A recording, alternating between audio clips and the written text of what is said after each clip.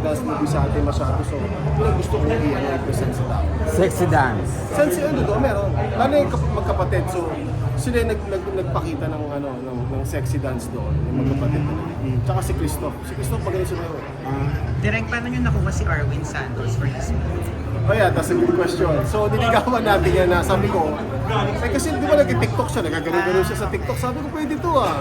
Tapos kasi doon sa story, merong isang basketball player na naban sa PBA or let's say professional basketball league dahil sa game fixing. So, nabalan siya ng career.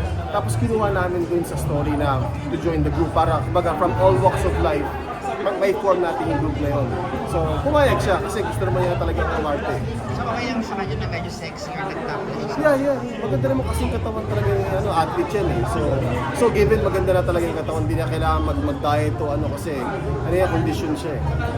Carlos, nag-immersion ba kayo like para mas ano sila, ma-invite nila yung like punta pa kayo sa mga bars talaga? Hindi, pinapanood ko sa kanila yung mga movies na like Magic Mike, Step Up, and then kasi kami nag-compose ng all original soundtrack ko eh. So with the music here, ako yung nag-compose and then together with beat makers. So yung lahat ng ginamit natin music dito original.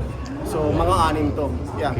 So yung treatment ko here is like MTV style. So pag makikita niyo mamaya, ano siya, parang musical din in a way na pero more of dancing.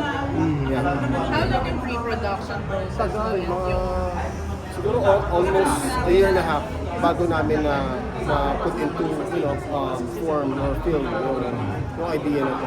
How about yung shoot na mismo? Meron ba kayo sa perimeter? Meron kami halos isang buwan lang pero matagal yung post yung editing matagal talaga. So inabot kami 8 months sa editing up to the very last moment. Kailangan may mga minor adjustment kami ginawa. So yun, nag-focus kami sa post. Yun natapos to last year, but what took you so long to release? Kasi nasa States ako diba kasi nurse nga ako dun, so I have to be, I have to also be on top of my job, right? So, but at the same time, kasi time management. So, habang nasa States ako, yung editing naman online na eh. So, kaya participation ko doon talaga hands-on din ako. Kaya ito ko while, tapos may kinausap kami mga distributor. So, I don't wanna name right now kasi I don't wanna preempt it, But okay na kami, just minor tweak na lang sa contract and then papalabas na natin. Hopefully by August siguro, earliest August. May play date ba kayo? Baka yun nga, August nga. No, here, locally. Yeah, August. Open ka rin sa pag-arte. Pag may maganda, actually may mga nag-offer naman kaya ng problem kasi hindi ako pwedeng tumagal. Gusto ko parang guest na lang, kunwari.